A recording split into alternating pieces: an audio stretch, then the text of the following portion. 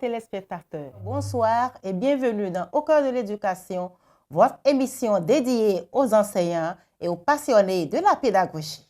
Aujourd'hui, nous explorons une notion fondamentale en géométrie au niveau 1, mais également une compétence, le repérage des objets dans le quadrillage. Cet apprentissage constitue une étape décisive dans le développement de la pensée spatiale du jeune apprenant. Mais comment l'enseigner de manière efficace pour garantir une bonne compréhension chez les apprenants? Pour en discuter, nous avons le plaisir d'accueillir M. Bello Nyambodé, spécialiste en question des pédagogies en mathématiques. Ensemble, nous allons décrypter une séquence en repérage des objets dans un quadrillage et dégager les meilleures pratiques pour une mise en œuvre réussie. Mais avant tout, allons ensemble découvrir l'école primaire publique Kokotome B.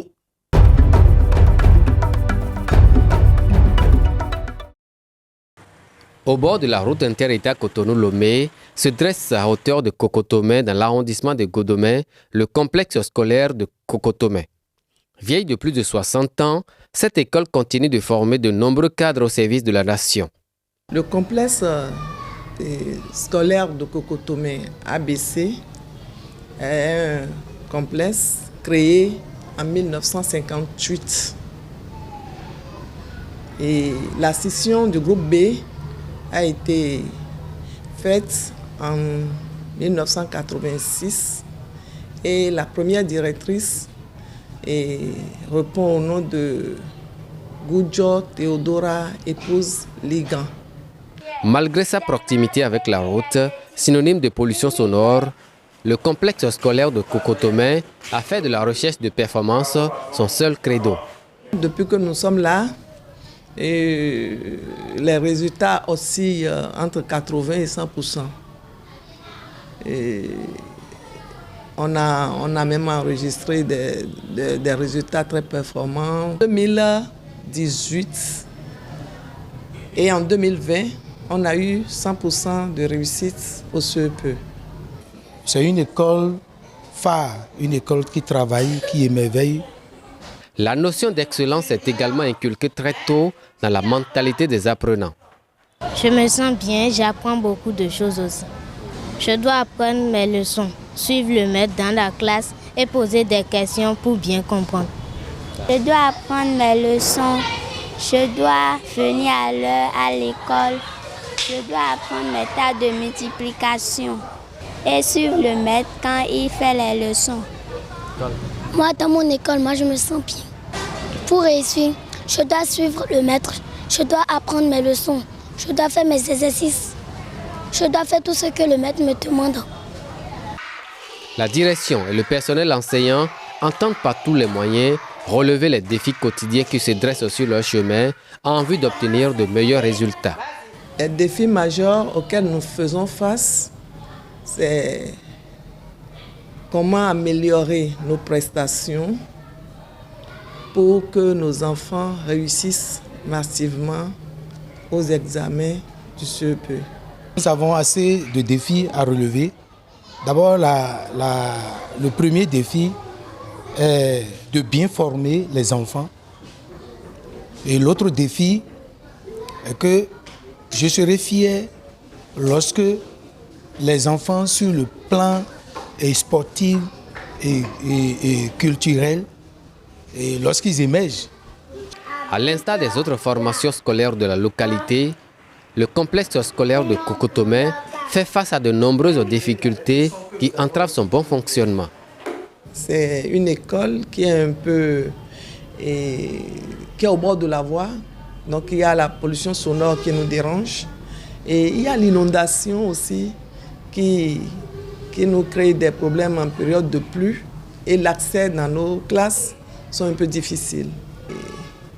Je demande encore une fois à la mairie de penser au complexe scolaire de Kokotome pour que le problème d'inondation soit résolu une fois pour de bon. De façon générale, on a un peu plus de difficultés avec les élèves, les parents d'élèves, Et en ce qui concerne la réception des fournitures scolaires, ce qui rend un peu difficile le travail en classe.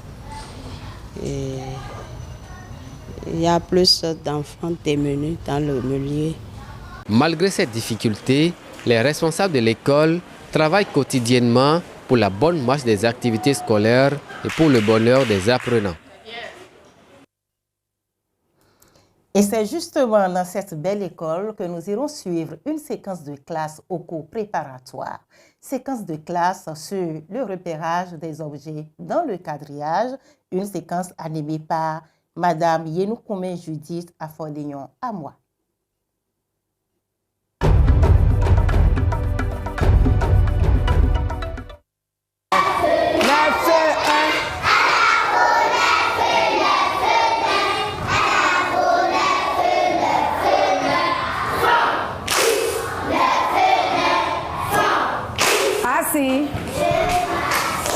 Très bien.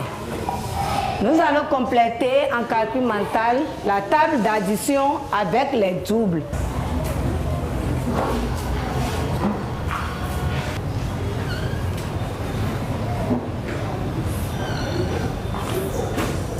On me suit. Nous avons appris ce que c'est qu'un quadrillage. Ou bien, qu'est-ce que je peux faire avec un quadrillage? Oui, Patricia. Je peux faire un jeu. Très bien. Aujourd'hui, nous allons apprendre à repérer un objet sur un quadrillage.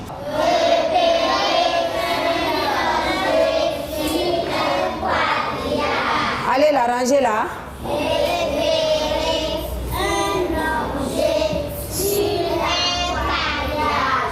Oui, et Eunice. King. Repérer un objet sur le quadrillage. Lydie et Roland ont organisé un jeu. Lydie sera chargée de placer les objets. Je vais les citer. Il y a le panier, le ballon, le bidon sur le quadrillage. Et Roland va repérer l'objet sur le quadrillage. Les deux enfants sont en difficulté et ils demandent de l'aide. On a parlé de qui? On a parlé de qui dans la situation problème? Oui, Bénédicte. Lydie et Roland. Très bien. On a parlé de Lydie et Roland. Ils veulent faire quoi? Oui, maman. Ah, ils veulent faire un jeu. Et le jeu consiste à faire quoi? Lydie met les objets dans le quadrillage. Très bien. Lydie va placer les objets dans le quadrillage. Et Roland sera chargé de faire quoi? Oui, Marie. Roland va repérer les objets. Un banc pour tout le monde. Super! Roland va repérer les objets. Est-ce que les deux enfants ont réussi? Non. Oui? Non. Non. Et maintenant, qu'est-ce qu'on te demande de faire? On me demande de l'aider pour connaître comment il faut repérer les objets. Très bien, on lui fait un banc. Super! Qui va me reprendre la situation problème à sa manière? Lydie place les objets. Très bien. Roland repère les objets. Bravo. On fait un banc à tous ceux qui ont répondu. Super! Très bien. On a dit que c'est un jeu, n'est-ce pas? Nous irons dans la cour de l'école découvrir le quadrillage, faire le même jeu que nos deux amis. Allô, allô? Je vous et je suis la maîtresse. C'est bien. Vous avez vu ce qu'on a tracé ici? Oui. C'est ça qu'on appelle un quadrillage. D'accord? Oui. Regardez, ici nous avons les bandes verticales. On les appelle encore colonnes. Est-ce que vous me suivez? Oui. Nous avons les bandes verticales. Regardez, j'ai 1, 2, 3 et 4. Bande verticale. Allez, répétez, je vais voir. Bande verticale. Oui. Bande verticale. Très bien. Bande verticale. Maintenant, nous avons la bande horizontale. On a inscrit les lettres A, B, C, D dans les bandes horizontales. Allez, on y va. Bande horizontale. Bande horizontale. Montre-moi une bande horizontale. Bande horizontale. Très bien. Tu vas venir me montrer une bande verticale. Allez, vas-y. Passe dedans. C'est bon? Bande verticale. C'est bon? Oui. En dehors des bandes, nous avons des cases. Regardez. Ici, nous avons une case. D'accord? Ici, on a aussi une case. Case. Allez, on va répéter. Case. Case. Montre une case.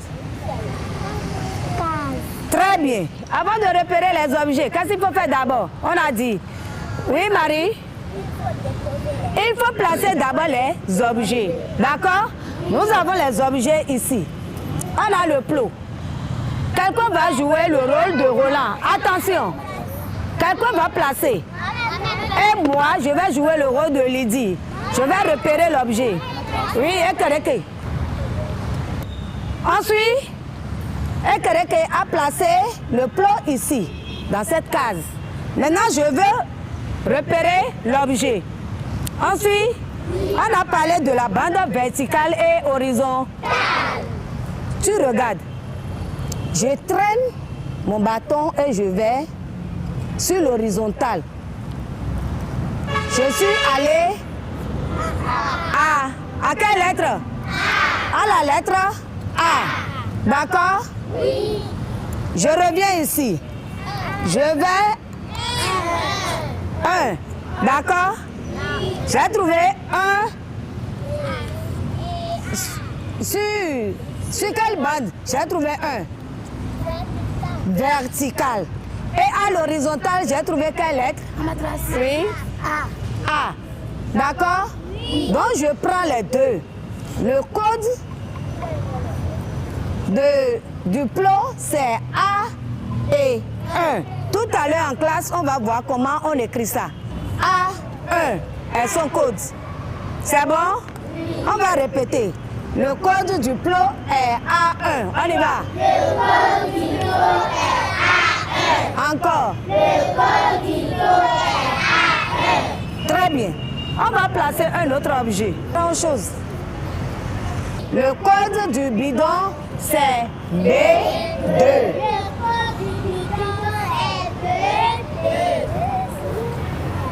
Voilà. B3. On va prendre le panier. Voilà. Maintenant, quelqu'un va se placer dans n'importe quelle case. Oui, Josué. Donc, le code de Josué, c'est combien? Deux enfants viendront faire la même chose que la maîtresse. Parle fort. B, oui. B et 1. On est d'accord? Oui. On lui fait un banc. Donne-nous le code du bidon. B3. B3. Le code du panier. A4. A4. On est d'accord? Oui. Ah, un banc pour tout le monde. Maintenant, nous irons en classe pour découvrir le quadrillage au tableau et sur vos ardoises. Allez, on y va. Gédéon. Allez. Chacun retourne à sa place. Tout à l'heure, nous avons parlé de la bande verticale. Et ici, nous avons la bande horizontale. Je vais écrire le code. Sur la bande horizontale, j'ai la lettre A. J'ouvre une parenthèse. J'écris la lettre A. Je mets une virgule. Je vais sur la bande verticale et je trouve le nombre 4. J'écris 4 et je ferme ma parenthèse. C'est bon? C'est bon? Allez, écrivez ça sur vos ardoises. A4. Allez montrer, je vais voir. Attention. Je vais repérer le code du panier. Le code du panier est B2. Allez, écrivez. Allez montrer.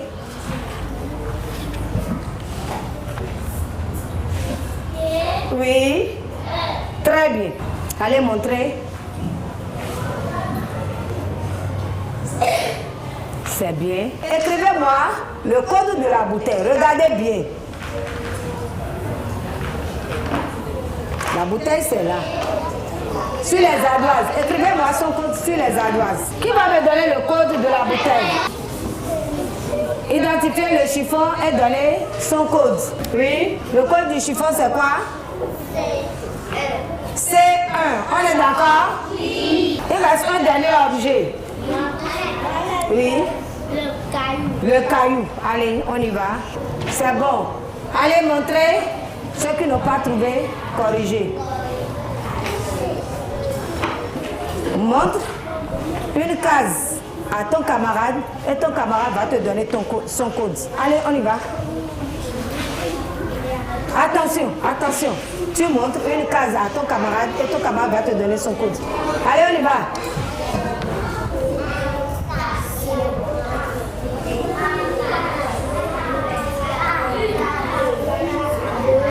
Les nombres et les ABC sont appelés un code. Allez, on va répéter. Un code.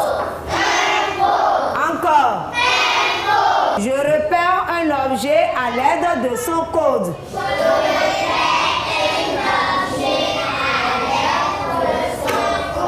Qui va répéter seul? Oui.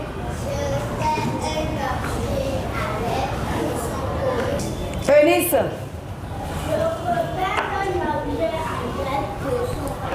Oui, Rebecca. Je repère un objet avec son. Très bien. Qui va me dire ce qu'on vient de faire? On a appris à repérer. Très bien. Très bien, on lui fait un banc. Et pour repérer un objet sur un quadrillage, on a besoin de quoi? De son code. On a besoin de son code. À quoi cette leçon va te servir? De jouer. Ah, de jouer. Et après le jeu? Je peux me servir à travailler avec. On peut travailler en évaluation debout. Un chant.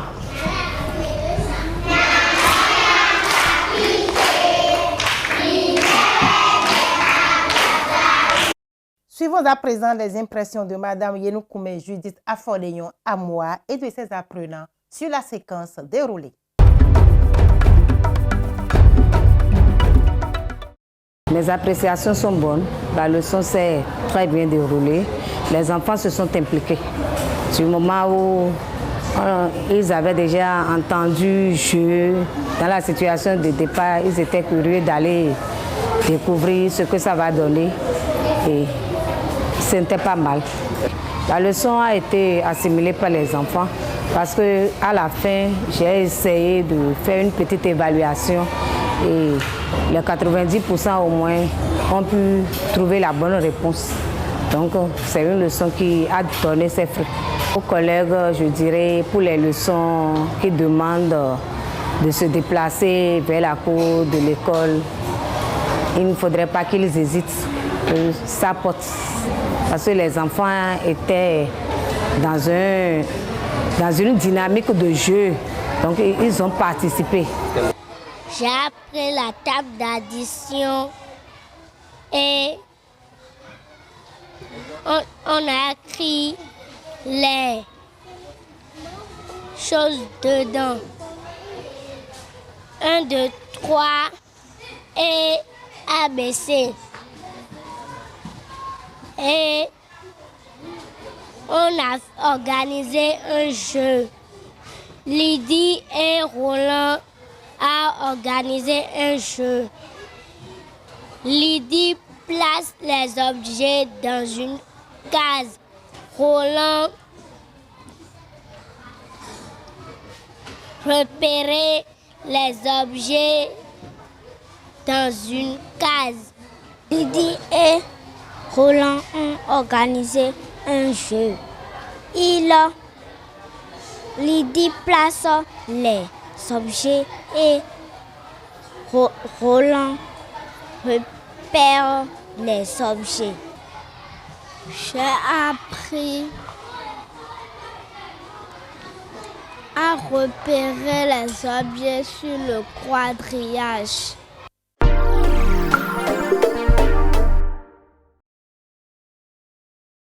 Cherchez-vous une formation professionnelle certifiante où la pratique vous garantit le succès?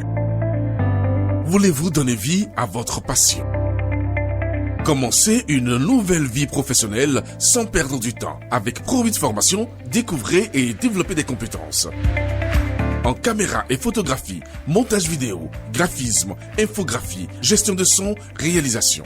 Venez nous voir au Centre de formation des métiers de l'audiovisuel. Attendez plus, contactez-nous au 00229 94 84 90 90 ou au 00229 40 11 06 18. Pro8 Formation, la force du savoir-faire. De la créativité et de la visibilité à vous satisfaire et faire de vous et de vos entreprises une attraction. C'est à Pro8 Company. Elle vous offre son professionnalisme dans la production audiovisuelle, documentaire, magazine, la publicité, spot publicité et public reportage, la couverture médiatique, les programmes TV et radio, le doublage de films, la formation, la location de matériel audiovisuel. Pro8 Company Salle, associé Jacques Cocotomin, Carrefour Aglouza, rue à droite en provenance de PK14. Vont Rumba, 3e rue à gauche. Pour tout renseignement, consultez notre site internet www.pro8company.com ou contactez-nous au plus 229 97 88 62 70. Pro8 Company Salle, la force du savoir-faire. Nous allons maintenant ensemble avec notre expert, M. Bello Nyambodé, décrypter la séquence de classe suivie.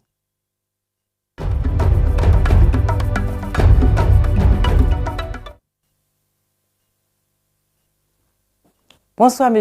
Bello Nyambodé. Oui, bonsoir, madame. Soyez le bienvenu sur le plateau de Au cœur de l'éducation. M. Bello Nyambodé, les téléspectateurs sont curieux de mieux vous connaître. Oui, merci beaucoup. Moi, on m'appelle Bello Nyambodé. Je suis conseiller pédagogique à la retraite. Et je suis membre de l'équipe technique nationale de révision des curricula en mathématiques. Et puis, je suis membre de la commission technique d'intervention spécialisée de français à l'INFRE. Bon, je peux m'arrêter là comme ça. Nous sommes très heureux de vous recevoir sur ce plateau. Merci beaucoup. Ensemble, nous allons décrypter la séquence de classe que nous avons suivie tout à l'heure.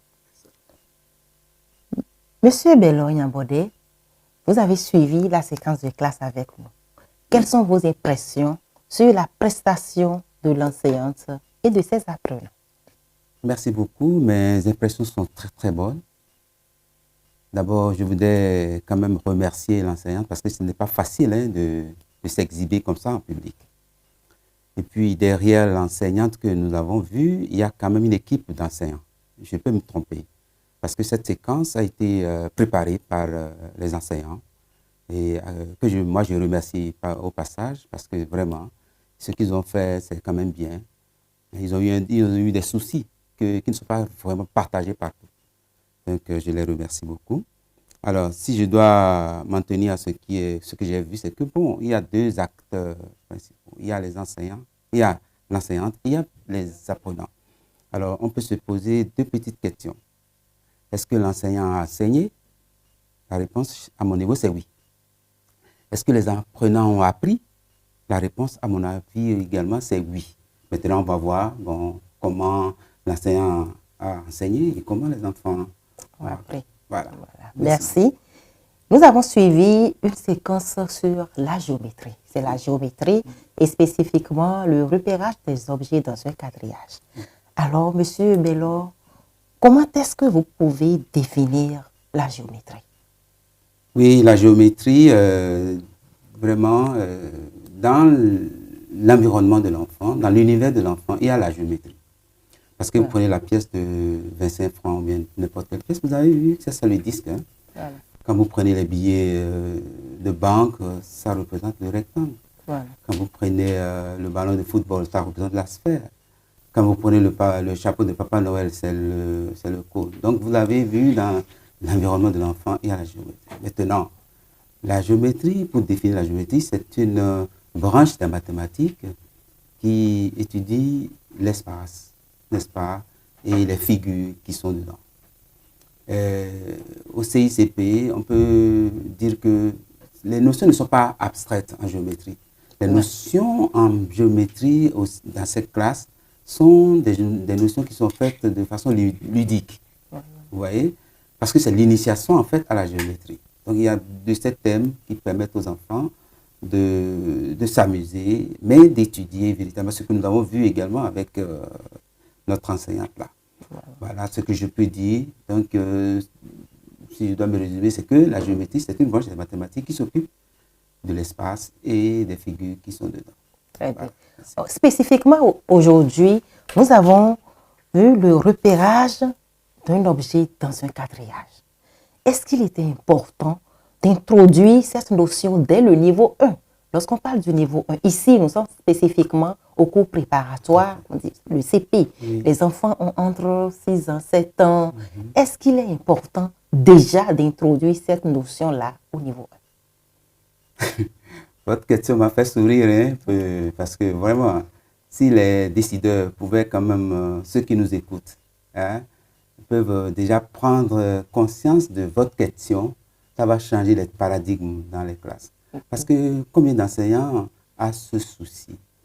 Le souci de savoir que ce que j'enseigne aujourd'hui a son répondant dans l'avenir. Peut-être un avenir proche ou lointain.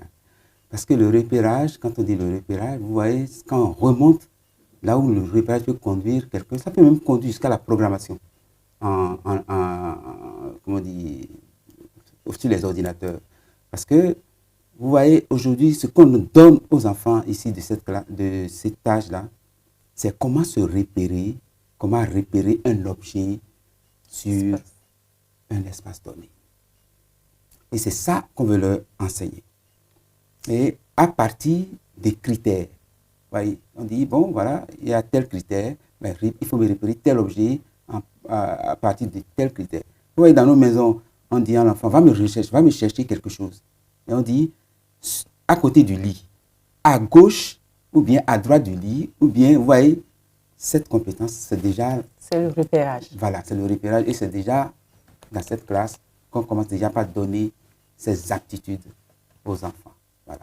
Alors, donc quels sont les objectifs pédagogiques que la séquence que nous venons de suivre spécifiquement vise à atteindre? Évidemment, il y a que, comme objectif pédagogique, on donne aux enfants des notions du vocabulaire spatial. Les notions du vocabulaire spatial. On dit à gauche, voilà, à droite, voilà, devant, derrière. Déjà même à partir du CI, ces notions sont déjà enseignées. Où on demande à l'enfant de se situer ou de situer un objet par rapport à un point. Et il n'y a pas que ça. Il y a également que, et comme objectif pédagogique, il y a, vous voyez, quand je prends le dé de Ludo là, oui, quand vous regardez le dé, il y a des points là-dessus. Mais ces points qui sont là-dessus, du regard, quand vous jetez le dé, du regard déjà, on arrive déjà à connaître le nombre de points qui se retrouvent sur le dé. Pourquoi? Parce que c'est structuré comme ça. Et par ce qu'on appelle par subitisation, c'est-à-dire de façon subite, quand on voit, on dit, ah, ça c'est 5, ça c'est 6. Donc on n'a plus besoin de compter. À travers le repérage, on donne déjà ces réflexes aux enfants. Voilà. Et puis le repérage prépare également la géométrie. Vous voyez, ça prépare la géométrie, ça prépare également, avec le temps, quand l'enfant sera au CM, les notions de proportionnalité. Vous voyez, les notions de proportionnalité, ça prépare déjà l'enfant. Donc, ces éléments, hein, et puis également, on apprend l'enfant à donner la consigne. Voilà. Et pouvoir comprendre la consigne. Voilà, ce sont des objectifs pédagogiques liés au repérage. Merci beaucoup. Voilà. Et ici, nous sommes dans le repérage et en même temps, c'est la géométrie. Nous sommes en géométrie. En classe, l'enseignant doit suivre des étapes pour pouvoir dérouler une leçon de géométrie. Alors, quelles sont les étapes incontournables d'une leçon en géométrie? Merci beaucoup. Avant, on dit simplement que pour enseigner les mathématiques, il faut aller du concret à l'abstrait en passant par la semi-abstraction. Oui. C'est ce qu'on dit de façon... Mais attention, aujourd'hui, il faut regarder la géométrie autrement. Pour la géométrie, il y a 3 moments. Il y a l'observation, il y a la description et il y a la construction. Alors, les 3 moments importants en géométrie. Vous allez nous aider à mieux comprendre chaque étape. Voilà. L'observation consiste à faire quoi? Alors, au niveau de l'observation, c'est comme vous présentez un objet concret. Voilà. Et quand vous présentez l'objet, l'enfant va observer. Il y a ce qu'on appelle l'observation sauvage, libre, et il y a encore l'observation dirigée. Et au niveau de l'observation dirigée, c'est que l'enseignant doit pouvoir demander aux enfants ce que lui veut que les enfants observent véritablement sur l'objet qu'il présente. Parce que vous voyez. Et quand on observe, il faut pouvoir décrire. Parce que quand on dit, vous observez et vous allez me rendre compte. Vous observez, vous allez me rendre compte de ce que vous avez observé. Et en rendant compte, les enfants arrivent à décrire l'objet. Donc, je disais qu'il y a l'observation, il y a la description, et puis après, maintenant, il y a la construction. Parce qu'en géométrie, il faut pouvoir construire. Si c'est une figure, il faut pouvoir réaliser la figure. Mais je m'en tiens à ce que, comme nous sommes au niveau 1, la construction est souvent difficile. Voilà. À cause de ce que les enfants n'ont pas encore une certaine motricité fine développée. Voilà. Et donc, en ce moment-là, l'enseignant fait ce qu'on appelle l'institutionnalisation et il essaie quand même de reproduire la figure et demander aux enfants de décrire.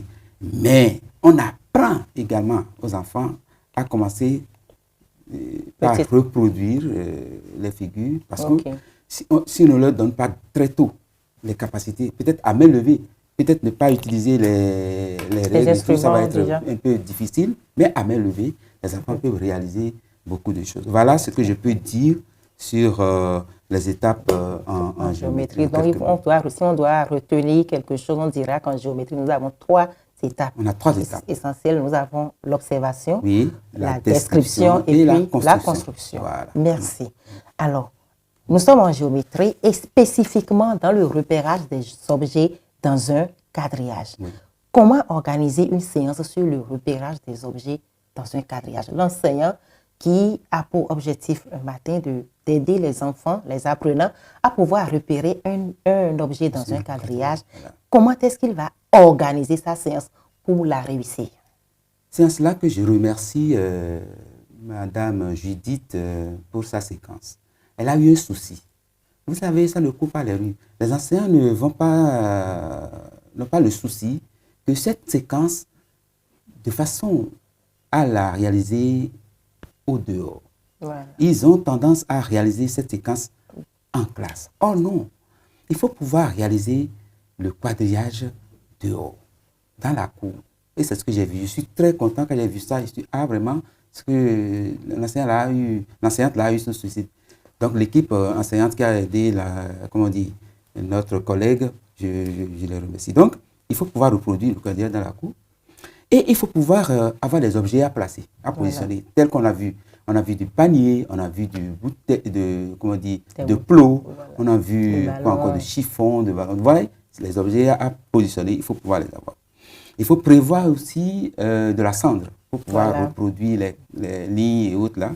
Et il faut pouvoir avoir un outil que je vais montrer, peut-être ce dispositif, après on va voir ça tout à l'heure.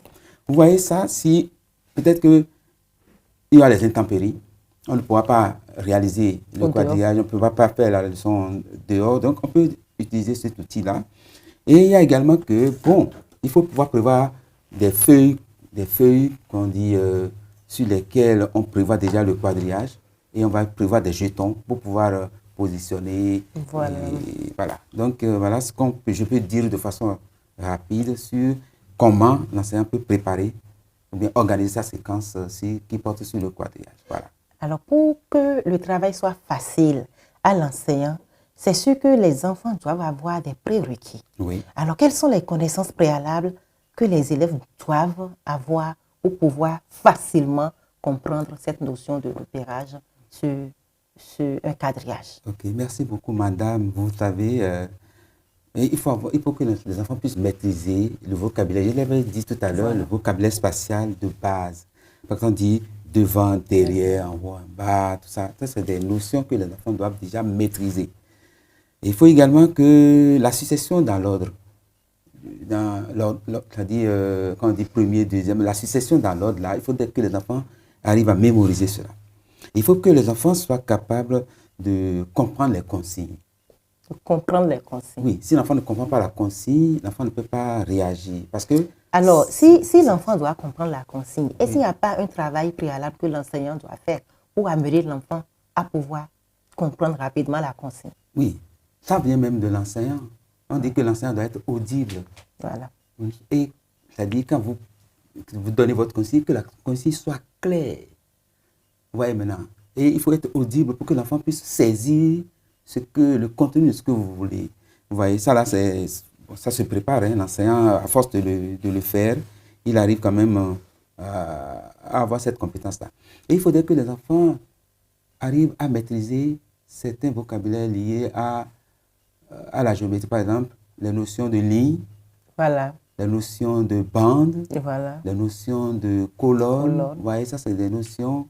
Même pour cette séquence, l'enseignant pouvait peut-être avoir le réflexe au niveau du prérequis, de revenir sur cette notion avant de s'engager sur la notion. Voilà ce que je peux dire. Oui, à part tout ça, est-ce que l'enseignant à son niveau doit déjà avoir à suivre certaines étapes pour que les enseignants, les apprenants du moins, puissent vite comprendre? C'est comme une redite, mais est-ce que l'enseignant doit déjà partir de certaines étapes au cours du déroulement de la séquence même, les étapes que l'enseignant doit suivre pour amener les apprenants à mieux comprendre? Voilà, merci beaucoup pour cette question. Vous savez, j'ai dit, l'enseignant va présenter le matériel. Ouais. Quand vous présentez le matériel, il y a à la maternelle, vous savez, à la maternelle, quand on fait les pré-mathématiques à la maternelle, on parle de l'exploration. Oui.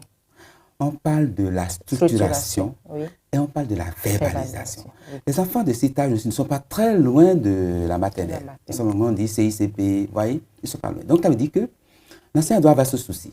Ce souci de l'exploration également, présenter l'objet, et le souci de structuration et de la verbalisation. Parce que quand vous présentez l'objet, il faut pouvoir dire ce qu'est l'objet. Donc, il apporte, il est verbalisé, donc il explicite carrément son enseignement par étayage. Voilà. Il doit expliquer correctement. Après ça, je ne vous coupe pas, vous avez utilisé le mot étayage. Oui. Alors l'étayage, c'est quoi? L'étayage, c'est expliciter. Voilà. Expliciter et son mieux enseignement. Expliquer. Mieux expliquer. Voilà. C'est dans les curricula révisés que nous avons l'étayage comme principe. Voilà. Et je disais tantôt que il y a maintenant l'étape que moi j'appelle l'engagement dans l'action. Parce qu'après d'avoir expliqué le matériel, maintenant on veut s'engager. Parce que maintenant on va repérer des objets à travers des repères. Oui. Nous sommes d'accord? Oui. Maintenant on s'engage dans l'action. Voilà les deux moments. Donc le moment de présentation du matériel, où on va faire l'exploration, la structuration, la verbalisation. Oui. Et maintenant, le moment d'engagement dans l'action, où on va maintenant faire le repérage proprement dit. Ici, et spécifiquement pour cette leçon, est-ce qu'on peut déjà prendre l'engagement comme là où les enfants sont allés déposer l'objet dans le cadre? Voilà. Non seulement ils ont déposé, mais l'enseignante les a amenés à repérer à partir d'un code. Tout à fait. L'objet là se trouve à quel code? Donc, on peut déjà... Il y a le couple de coordonnées. Voilà. Et il y a l'alpha, il y a le numérique. Très bien. Voilà. Donc là, il y a en même temps la verbalisation. Tout à fait. La verbalisation. Tout à fait. Voilà. La verbalisation est à tous les niveaux là en ce moment. À partir de tout ce que nous venons de dire, est-ce que vous pouvez nous proposer un exemple concret d'activité à réaliser en classe lorsque nous sommes dans la notion de repérage d'objets dans un quadrillage? Oui.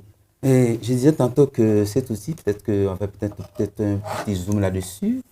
Ça, c'est réalisé par les enseignants Ah, ça, c'est réalisé. Ils ont trouvé des planches et je peux décrire rapidement. C'est des planches. C'est également des pointes de 2. Nous sommes d'accord. Et ils ont réalisé le quadrillage là-dessus. Voilà. Mais cet outil, c'est multifonction. Hein. Voilà. On peut s'en servir pour réaliser le quadrillage, le repérage sur le quadrillage. On peut s'en servir pour faire d'autres activités de géométrie. Par exemple, si vous demandez de faire le rectangle, les enfants rapidement ils posent et puis ils obtiennent le rectangle là-dessus. Voilà. Vous voyez, ça là, c'est multifonction. Mais maintenant, pour notre cas, pour le repérage, si l'enseignant, j'ai dit, aller dans la cour, c'est important. Bon, maintenant, si on ne peut pas aller dans la cour, on doit rester dans la classe pour réaliser, cet outil est quand même bon. Voilà. Où on peut avoir dit, bon, il faut me retrouver rapidement. Je pose l'objet là, ici. Alors, c'est dans quelle case. Voilà. Donc, rapidement. Il y a la coordination. Il y a ce qu'on appelle la coordination visuelle et motrice. Voilà. C'est des choses que l'enfant doit faire. Et j'ai aimé ce que l'enseignante a fait sur le terrain. Parce qu'elle a utilisé des règles. Voilà. Donc, on fait comme ça, on suit comme ça, on s'arrête là. Oui. On revient ici, on fait comme ça et on s'arrête là. Voilà. Et on dit que ça fait alors E3. Voilà. Donc, en classe, il faut que ça soit dans les ateliers pour favoriser l'apprentissage. Voilà, merci. Voilà, l'enseignant a utilisé le matériel, les enfants ont travaillé. Comment est-ce que l'enseignant va s'assurer que le maximum de ses apprenants a compris? Eh bien, ça passe par l'évaluation. Voilà. Parce que tout à l'heure, vous avez vu, l'enseignant a dit, quand j'ai fait l'évaluation, ça fait 90% au moins de mes enfants, on peut quand même répondre aux questions posées. Ça là, c'est comme ça, c'est à l'évaluation.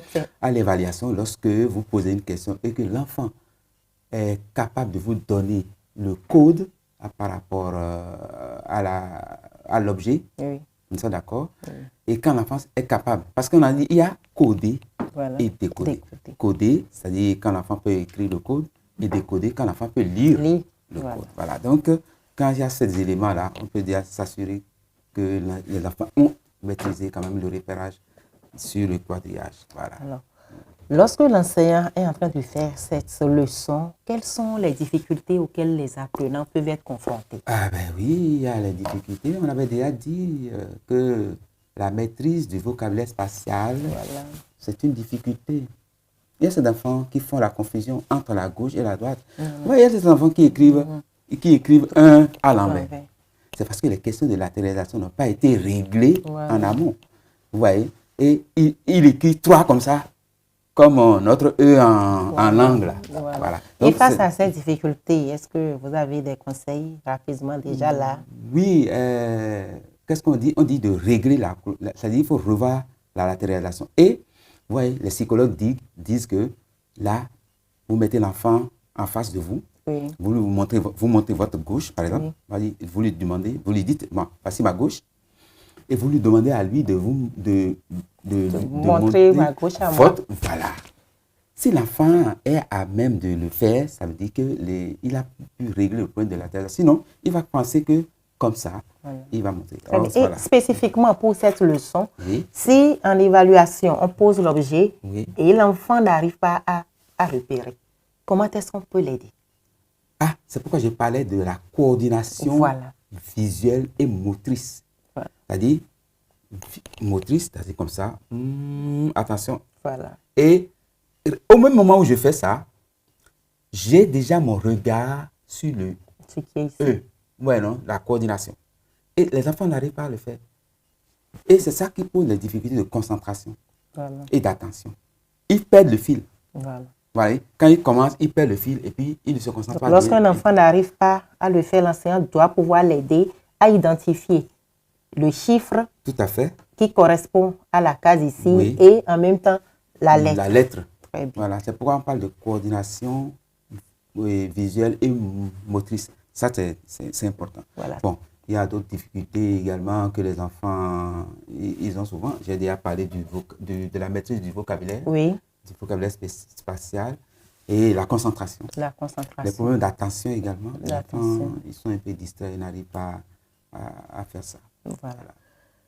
Alors, vous Comment est-ce qu'on peut évaluer la compréhension? Tout à l'heure, vous avez parlé de l'évaluation. Oui. Voilà, puisque je demandais comment est-ce que l'enseignant va s'assurer que la majorité a compris. Et il faudrait que l'enseignant évalue.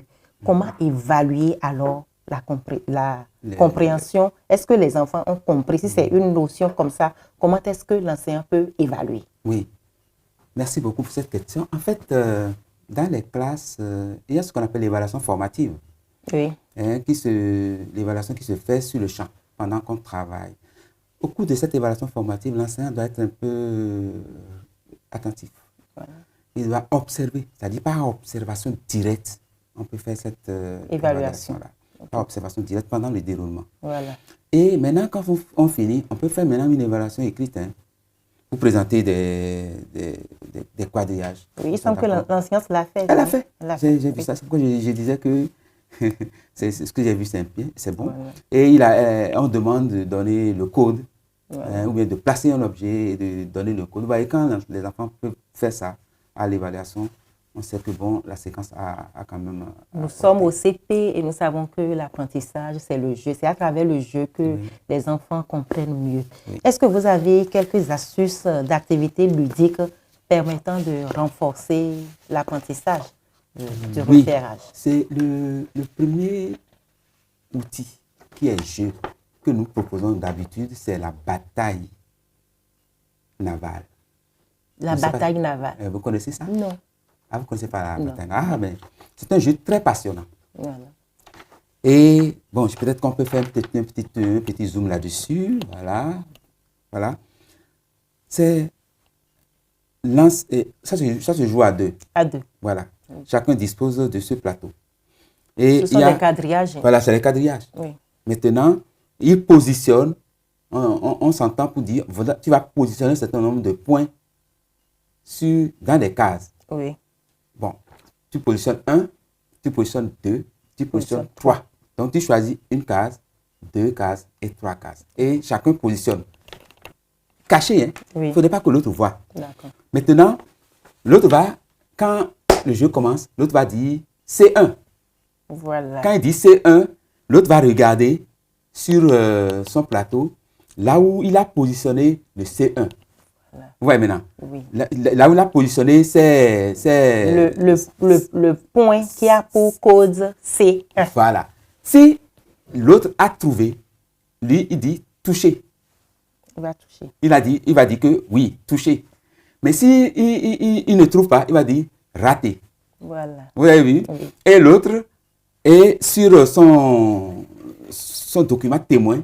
S'il avait touché, il marque un point là où c'est touché. S'il n'a pas touché, il dit voilà, raté. Et donc, on va voir celui qui sera le premier à couler les bateaux de l'autre. C'est pourquoi on parle de bataille navale. Bataille navale. Oui, voilà, c'est ça. Donc ça là, c'est très bon pour le repérage.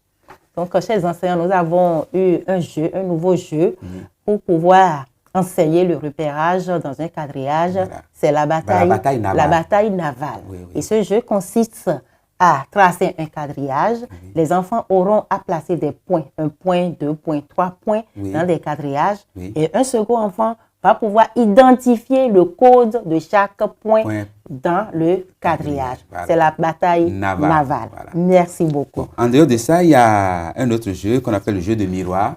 Voilà. Ça prépare déjà la symétrie. Voilà. Vous voyez, ça c'est un jeu de miroir où on a déjà positionné un certain nombre d'éléments et l'enfant va regarder et va pouvoir le positionner sur un autre quadrillage piège que vous le mettez. Il doit regarder ça. Et poser. Et donc, ce jeu de miroir, ça prépare à la symétrie qui est très difficile au CM. C'est un très bon jeu aussi, puisque l'enfant est imitateur. Voilà. On dépose des objets dans un quadrillage, on demande à l'enfant de poser un autre objet dans un autre quadrillage, mais au même endroit que le quadrillage témoin. De façon symétrique.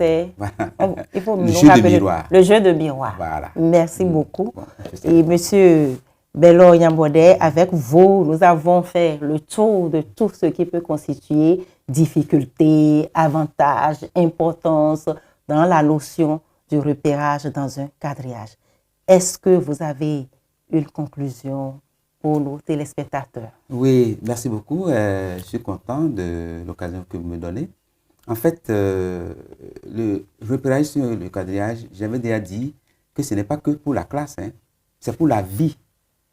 Parce qu'il y a certains qui ne savent même pas vous indiquer un chemin. Hein. Vous demandez dans un quartier où est-ce que je vais aller à tel lieu, ils vont vous dérouter.